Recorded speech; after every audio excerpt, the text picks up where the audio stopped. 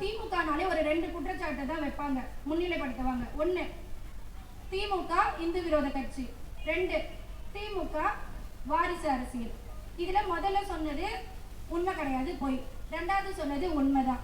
ஆமா, திமுக குடும்ப அரசியல் தான் செய்யும், திமுக வாரிசு அரசியல் தான் செய்யும். அதுக்கு உதாரணம், இங்க நான் ஒரு 3வது தலைமுறை திமுகல இருக்கேன். இங்க அருமை சகோதரர் நரேன் அவர்களும் கண்டிப்பா ஒரு 3வது தலைமுறையாகவும் 4வது தலைமுறையாகவும் தான் இருப்பாங்க.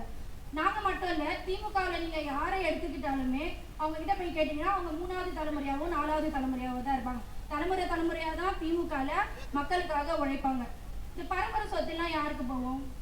கண்டிப்பா தாத்தால இருந்து அப்பாவுக்கு வரும், அப்பால இருந்து பசங்களுக்கு தான் வரும்.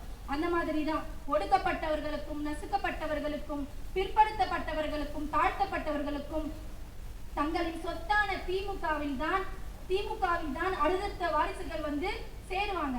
அதனாலதான் சொல்றேன், யாரு என்ன சொன்னாலும் காலரை தூக்கி சொல்லுங்க. ஆமா, திமுக குடும்ப அரசியல் தான் பண்ணும், நாங்க வாரிசு அரசியல் தான் பண்ணுவோம், யாரும் கெடுதல் பண்ணல, அதனால நீங்க கூடி குறுகி போறதுக்கெல்லாம் நம்ம என்ன பண்றோம்? மக்களுக்கு நல்லது பண்றோம். மக்களுக்கு நல்லது பண்றதுக்கு நம்ம ஏன் தயங்கணும்? காலரை தூக்கி சொல்லுவோம், திமுக காரங்க வாரிசு அரசியல் தான் பண்ணுவோம்னு. பொதுவா அடுத்து 2வது விஷயத்துக்கு வருவோம். இந்துக்களுக்கு எதிரான கட்சி திமுக. இங்க